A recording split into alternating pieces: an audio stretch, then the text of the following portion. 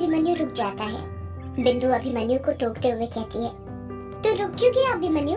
आगे पढ़ना और बता वेदों और पुराणों के अनुसार ब्रह्मांड का निर्माण कैसे हुआ था। अभिमन्यु आगे पढ़ते हुए कहता है, हिंदू धर्म के अलग अलग ग्रंथ में अलग अलग प्रकार से ब्रह्मांड के निर्माण के बारे में बताया गया है। यदि मैं बात करूं शिव पुराण की, तो उसके अनुसार नाद और बिंदु के मिलन से ब्रह्मांड की उत्पत्ति हुई थी। यहाँ नाद का अर्थ है ध्वनि और बिंदु का मतलब है प्रकाश। इसे अनाहत या अनहत की ध्वनि कहते हैं, मतलब वो ध्वनि जो किसी आहट या टकराहट से पैदा नहीं हुई हो। ये ध्वनि आज भी सतत जारी है। इसी ध्वनि को हिंदू धर्म में ओम के रूप में व्यक्त किया जाता है। कछुआ अपना बड़ा सा मुंह करते हुए कहता है, तो अच्छा यहाँ से आया था ओम। अभिमन्यु पढ़ना जारी रखता है। वेदों के अनुसार ईश्वर ने ब्रह्मांड नहीं रचा, ईश्वर के होने से ब्रह्मांड रचाता गया। उसका होना ही इतना जबरदस्त था कि सब कुछ होता गया। हमारी आत्मा उस ईश्वर का ही प्रतिबिंब है। ये ब्रह्मांड पंच कोशों वाला है, जहाँ सभी आत्माएं किसी न किसी कोश में निवास करती हैं। उपनिषद के अनुसार ब्रह्मा, ब्रह्मांड और आत्मा ये तीन तत्व हैं। ब्रह्मा शब्द ब्रह धातु से बना है, जिसका अर्थ बढ़ना या फूट पड़ना होता है। ब्रह्मा वह है जिससे संपूर्ण सृष्टि और आत्माओं की उत्पत्ति हुई है, या जिसमें ये फूट पड़े हैं। दुनिया की उत्पत्ति, स्थिति और विकास का कारण ब्रह्मा ही है। जिस तरह मकड़ी स्वयं में से जाले को बुनती है, उसी प्रकार ब्रह्मा भी स्वयं में से स्वयं ही विश्व का निर्माण करता है। इतना कहकर अभिमन्यु एक लंबी सांस लेता है और आगे पढ़ते हुए कहता है, इस्लाम में माना जाता है कि अल्लाह ने ब्रह्मांड बनाया है, जिसमें पृथ्वी का भौतिक वातावरण और मानव भी शामिल है। आधुनिक मुस्लिम समूहों ने अल समामा शब्द की व्याख्या करने की वकालत की है, जिसे पारंपरिक रूप से आकाश और सात आकाश दोनों के संदर्भ में माना जाता है। इसके बजाय ब्रह्मांड को समग्र रूप से संदर्भित करता है। वहाँ पर मौजूद सभी लोग अभिमन्यु को एकटक नजर से देख रहे थे और उसकी बातें गौर से सुन रहे थे। अभिमन्यु पढ़ते हुए कहता है, प्राचीन ईसाइयों के अनुसार ब्रह्मांड एक सपाट डिस्क के आकार की पृथ्वी से बना था, जो पानी के ऊपर तैर रही थी। इसके ऊपर स्वर्ग और नीचे अधोलोक था। कई धर्मों के लोगों का मानना है कि ब्रह्मांड की आवश्यक रूप से एक शुरुआत होनी चाहिए। इनका मानना है कि दुनिया एक दिन शुरू हुई थी और एक दिन खत्म हो जाएगी। इसे बाइबल में एपोक्लिप्स कहा गया है। वहीं अरस्तु एवं अन्य यूनानी दार्शनिकों की धारणा थी कि ये संसार सदैव अस्तित्व में था और रहेगा।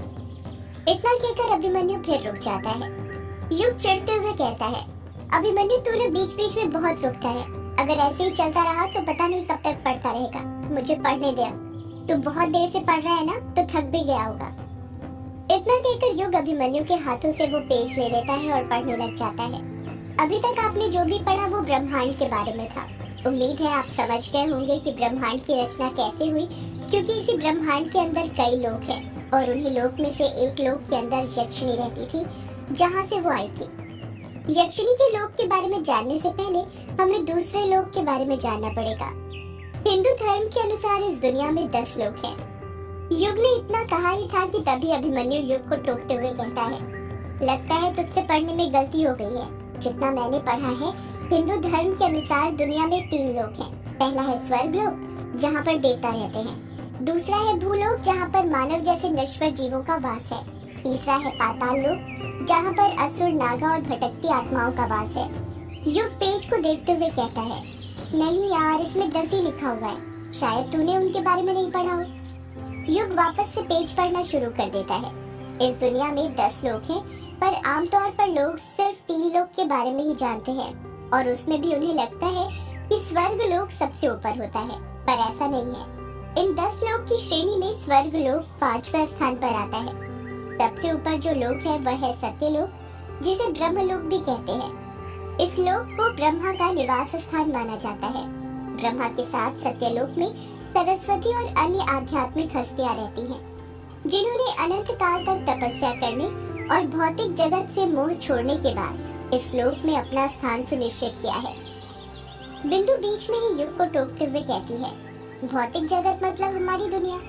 इसका मतलब पहले ब्रह्मा जी भी हमारे ही लोक में रहते थे। कायर कहता है, लगता तो ऐसा ही है।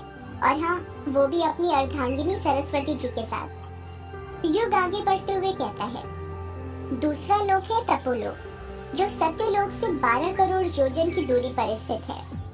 तपोलोक में चारों कुमार सनद, सनक, सनंदन और सनातन रहते हैं। कछुआ बीच में ही युग को टोकते हुए कहता है, यार ये चारों कुमार कौन है? कोई राजकुमार है क्या? और ये योजन क्या है? युग पेज पढ़ते हुए कहता है, यार इन चारों के बारे में तो इसमें नहीं लिखा है, पापा ने सीधे अगले लोक के बारे में लिखा है। अभिमन्यु कुछ याद करते हुए कहता है, अरे मुझे याद आया कछुए, ये चारों कुमार कोई राजकुमार नहीं बल्कि भगवान विष्णु जी के पहले अवतार माने जाते थे। ये चारों कुमार ज्ञान शक्ति को दर्शाते हैं। इन्हें कुमार इसलिए कहा जाता है क्योंकि ये अनश्वर है, मतलब इनकी मृत्यु नहीं होती है। इनका शरीर मात्र 5 साल के बच्चे का है। अपनी पवित्रता के कारण ये कुमार ब्रह्मलोक और भगवान विष्णु जी के स्थान वैकुंठ में आराम से आ जा सकते थे। कछुआ हैरानी के साथ अभिमन्यु से पूछता है, तुझे कैसे पता ये सब? अभिमन्यु शर्माते हुए कहता है, अब थोड़ी बहुत धर्म की जानकारी मुझे भी है, मैंने भी पढ़ा है, आखिर अभिमन्यु हूँ मैं, भूलो मत। युग वापस से पेज पढ़ते हुए कहता है, तीसरा है जनलोक, जो तपोलोक से 8 करोड़ योजन दूर है। इस लोक में विराज नामक देवगण निवास करते हैं। जनक लोक से 2 करोड़ योजन नीचे महर लोक है, जहाँ ऋषि मुनि रहते हैं। इस लोक पर रहने वाले महर्षियों द्वारा अलग अलग लोक पर जाने की गति इतनी अधिक थी कि आधुनिक विज्ञान भी उसे समझ नहीं सकता है। महान भृगु मुनि भी इसी लोक में ही रहते हैं। इस स्थान पर रहने वाले लोगों की जीवन आयु ब्रह्म लोक के 1 दिन के बराबर अर्थात 4.32 अरब वर्ष है। कछुआ शॉक्ड होते हुए कहता है, क्या कहा? जीवन आयु 4.32 अरब वर्ष? मतलब वो लोग अरबों साल तक जिंदा रहते हैं। मैं तो ना अपनी वर्चू जी को लेकर उसी लोक में सेटल हो जाऊंगा, फिर हम 100 साल से भी ज्यादा जी पाएंगे। बूढ़े होने में 2 अरब साल तो लग ही जाएंगे। तब तक पता नहीं हम वहाँ मिलकर कितने बच्चे पैदा कर लेंगे। एक लोक तो फिर हम खुद ही अपना अलग बना लेंगे और नाम रखेंगे उसका वर्चू छवा लोक। कायर बिदकते हुए कहता है, वर्चू छवा लोक, ये कैसा नाम है ना एंटीक नाम? कैसे नहीं होगा, मैंने अपना और अपनी वर्चू जी का नाम मिलाकर जो बनाया है। वर्चस्विनी का वर्चू और कछुआ का छवा को मिला देंगे तो हो जाएगा ना वर्चू छवा। बिंदु चिढ़ते हुए कहती है, कछुए तू ना अपनी बकवास बंद कर, जब देखो बक बक करते रहता है। युग तू आगे बढ़ना, मैं तो यक्षिणी के लोक का इंतजार कर रही हूँ बेसब्री से। पता नहीं आखिर उनके लोक में क्या खास बात होगी। युग आगे बढ़ते हुए कहता है, जनक लोक से नीचे है स्वर्ग लोक। इसके बारे में तो आप सभी जानते ही होंगे। इस लोक में 33 करोड़ देवी देवताओं का स्थान है। बौद्ध धर्म में इन 33 करोड़ देवी देवताओं को त्रया त्रिंसत कहा जाता है। अभिमन्यु युग को बीच में ही टोकते हुए कहता है, युग यहाँ पर तेरे पापा से भी लिखने में गलती हो गई है। वो 33 करोड़ देवी देवता नहीं बल्कि 33 प्रकार के देवी देवता होंगे। धर्म ग्रंथों में देवताओं की 33 कोटि बताई गई है, करोड़ नहीं। मैं समझाता हूँ कैसे। जिस प्रकार एक ही शब्द को अलग अलग स्थान पर प्रयोग करने पर अर्थ भिन्न हो जाता है, उसी प्रकार देव भाषा संस्कृत में कोटि शब्द के 2 अर्थ होते हैं। संस्कृत में कोटि का मतलब प्रकार और करोड़ दोनों होता है, पर यहाँ कोटि का अर्थ प्रकार है, करोड़ नहीं। अगर हम धर्म ग्रंथों को खंगालेंगे तब भी कुल 33 प्रकार के देवी देवताओं का वर्णन मिलता है। इन 33 कोटि देवी देवताओं में 8 वसु, 11 रुद्र, 12 आदित्य, इंद्र और प्रजापति शामिल हैं। कुछ शास्त्रों में इंद्र और प्रजापति के स्थान पर 2 अश्विनी कुमारों को 33 कोटि देवताओं में शामिल किया गया है। कछुआ अपना मुंह फाड़ते हुए कहता है, तूने तो कुछ ज्यादा ही शास्त्रों को पढ़ लिया यार, इतना तो मुझे भी नहीं पता। युग पढ़ना जारी रखता है। स्वर्गलोक के राजा इंद्र हैं। स्वर्गलोक पृथ्वी के बीचों बीच स्थित मेरु पर्वत पर मौजूद है, जिसकी ऊंचाई 80,000 योजन है। पश्चिमी देशों में इस स्थान को हेवन और इस्लाम में जन्नत कहा जाता है, जिसका जिक्र अन्य बहुत सी सभ्यताओं में मिलता है। अभिमन्यु एक्साइटेड होते हुए कहता है, यार तुम्हें पता है, मैंने पढ़ा है कि स्वर्गलोक में कई अलौकिक वस्तुएं हैं, जिनमें आसमान में उड़ने वाले दैवीय विमान, समुद्र मंथन से उपलब्ध हुई कामधेनु गाय भी है। कहते हैं कि वहाँ पर एक चमत्कार कल्प वृक्ष भी है, जो लोगों की सभी मनोकामनाएं पूरी करता है। कछुआ फिर बीच में बोल पड़ता है, फिर तो मुझे वहाँ पर जाना ही पड़ेगा। उस जादुई कल्प वृक्ष से अपनी वर्चूजी को मांगूंगा और वो मुझे मिल जाएगी। पटाने के लिए ज्यादा मेहनत नहीं करनी पड़ेगी जितनी अभी करनी पड़ रही है। कायर हंसते हुए कहता है, कछुए उसके लिए तुझे मरना पड़ेगा, पर मरने के बाद भी तू स्वर्ग लोक नहीं जा पाएगा, पता है क्यों? कछुआ झट से पूछता है, क्यों? कायर ठहाका मारते हुए कहता है क्योंकि स्वर्ग में वो लोग जाते हैं जिन्होंने पुण्य किए हो, और तू तो बहुत बड़ा पापी है। तुझे तो 100% नरक ही मिलेगा, जहाँ पर तुझे खौलते हुए तेल में तला जाएगा। कछुआ भी कायर के मजे लेते हुए कहता है, खौलते हुए तेल में मुझे तला जाएगा या नहीं ये तो मुझे नहीं पता, पर इतना पता है कि यदि कल से तू बिंदु की दुकान के पास भी भटका तो तुझे जरूर खौलते हुए तेल में तल दिया जाएगा। अपनी बेइज्जती होती देख कायर चुप हो जाता है। युग आगे बढ़ते हुए कहता है, छठवां लोक जो मैं आपको बताने जा रहा हूँ उसका नाम है भूवर लोक। इसमें मनुष्य से थोड़ा ऊपर और देवताओं से नीचे की श्रेणी वाली शख्सियत रहती है। ये लोग देवताओं के संपर्क में रहते हैं और मनुष्य लोक में भी विचरण करने के लिए स्वतंत्र हैं। ये विभिन्न तरीकों से देवताओं की सहायता करते हैं। अगर इनके कर्म और मेहनत अच्छे होते हैं तो इनको देवताओं का पद भी मिलता है, और अगर अच्छे ना हो तो मनुष्य या उससे नीचे का जन्म मिलता है। इतना कहकर युग एक लंबी आह भरता है और आगे बढ़ते हुए कहता है, भूवर लोक से 1 करोड़ योजन नीचे है ध्रुव लोक, जहाँ पर आकाश गंगाओं विभिन्न तारामंडलों का स्थान है। हर लोक में वैकुंठ नामक दूध का सागर होता है, जहाँ भगवान विष्णु श्वेत द्वीप नामक द्वीप पर रहते हैं। ध्रुव लोक में वैकुंठ पूर्वी दिशा में स्थित है, जिसे क्षीरोदैत्य विष्णु का निवास स्थान माना जाता है। कहते हैं जब सभी लोग नष्ट हो जाएंगे तब भी ध्रुव लोक का अस्तित्व बरकरार रहेगा। युग पढ़ ही रहा था कि तभी उसे ऐसा लगता है जैसे कोई उसके पीछे खड़ा है, इसलिए युग पढ़ते पढ़ते रुक जाता है। युग को अचानक से रुकता हुआ देखकर बिंदु पूछती है, क्या हुआ युग, तू पढ़ते पढ़ते रुक क्यों गया? जल्दी पढ़ना और मुझे यक्षिणी के लोक के बारे में बता। युग बिंदु के सवाल का कुछ जवाब नहीं देता है और पीछे मुड़ने लग जाता है। जब वो पीछे मुड़ता है तो देखता है उसके पीछे कोई नहीं था सिवाय रूम नंबर 666 के, जिसके अंदर घना अंधेरा छाया हुआ था। युग को लग रहा था जैसे कोई उस अंधेरे कमरे में खड़ा हुआ हो और उनकी सारी बातें सुन रहा हो। युग के मन में आता है कि वो एक बार कमरे के अंदर होकर आए, पर वो कोई फैसला कर पाता उससे पहले ही अभिमन्यु उसे टोकते हुए कहता है, अरे युग तो रुक क्यों गया? मजा आ रहा था यार, अभी मुझे बोल रहा था कि मैं बहुत रुक रुक कर पढ़ता हूँ और अब खुद को देख रुक गया। युग रूम नंबर 666 के अंदर ध्यान नहीं देता और वापस से पढ़ने लग जाता है। 8वां लोक सप्तऋषि लोक है, जो ध्रुव लोक से 1 लाख करोड़ योजन नीचे स्थित है। इस लोक में सप्तऋषि निवास करते हैं, इसी कारण इसे सप्तऋषि लोक कहते हैं।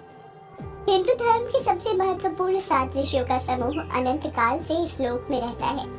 9वां लोक है नश्वर लोक, जिसे भूलोक भी कहा जाता है। युग पढ़ ही रहा था कि कछुआ उसे फिर टोकते हुए कहता है, भूलोक मतलब ये वही लोक है ना जहाँ पर हम रहते हैं, अपना पृथ्वी लोक? अभिमन्यु जवाब देते हुए कहता है, हाँ ये वही लोक है जहाँ पर तुझ जैसे पापी रहते हैं, जो अपनी जरूरतों के लिए पृथ्वी को नुकसान पहुँचाते रहते हैं।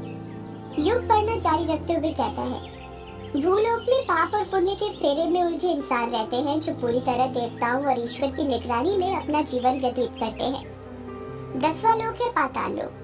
असुरों के शासन में पाताल लोक का संचालन होता है। इस स्थान पर भी नकारात्मक ताकतें निवास करती हैं, जिनका स्वर्ग तक पहुंचने का रास्ता भूलोक से होकर गुजरता है। बिंदु बिचकते हुए कहती है, यार युग तूने तो 10 लोक के बारे में पढ़ लिया, पर अभी तक तो इसमें यक्षिणी के लोक के बारे में जिक्र ही नहीं किया तेरे पापा ने। मुझे तो लग रहा था 10वां लोक ही यक्षिणी का लोक होगा, पर वो तो पाताल लोक निकला। फिर यक्षिणी का कौन सा लोक है? कायर जानबूझकर बिंदु का साथ देते हुए कहता है ताकि बिंदु की नाराजगी कम हो जाए। हाँ युग, मुझे भी यही लग रहा था कि 10वां लोक यक्षिणी वाला होगा। बिंदु कायर से अपनी नजरें फेर लेती है। युग कायर और बिंदु को टोकते हुए कहता है, रुको तो यार, तुम वहाँ पढ़ने तो दो मुझे पहले पूरा। अगर पापा ने शुरू में कहा था कि यक्षिणी का कोई सा लोक होता है तो जरूर इसमें उसके बारे में लिखा होगा। युग वापस से पेज पढ़ते हुए कहता है, ये तो थे 10 लोक जिसके बारे में ग्रंथों में बताया है, पर अब मैं आपको एक ऐसे लोक के बारे में बताने जा रहा हूँ जिसके बारे में कहीं नहीं लिखा, और उस लोक का नाम है यक्षिणी लोक। कछुआ अपना मुंह फाड़ते हुए कहता है, अच्छा तो यही वो लोक है जहाँ से यक्षिणी आई थी। युग पढ़ना जारी रखता है। यक्ष का शाब्दिक अर्थ होता है जादू की शक्ति। यक्षिण लोक में यक्ष और यक्षिणी रहा करते हैं।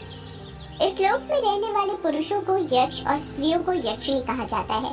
इनके पास कई अलौकिक शक्तियाँ और ताकतें होती हैं। ये एक प्रकार से प्रेत ही हैं जो भूमि में गड़े हुए गुप्त धन के रक्षक हैं। इन्हें नीतिपति भी कहा जाता है। युग पढ़ते पढ़ते रुक जाता है। अभिमन्यु कहता है, क्या हुआ, रुक क्यों गया? युग कहता है, यार आगे के वर्ड समझ में नहीं आ रहे कि क्या लिखा हुआ है, इनकी इंक निकल गई है। कायर कहता है, अरे उसे छोड़, आगे पढ़ना, कुछ तो समझ में आ रहा होगा ना, वही पढ़ दे। युग उन पेज को अपनी आंखों के नजदीक लाकर पढ़ते हुए कहता है, भक्षानर। कछुआ हैरानी के साथ कहता है, क्या कहा, भक्षानर? ये क्या होता है? सदियों से है पुरानी ये है यक्षिणी की कहानी।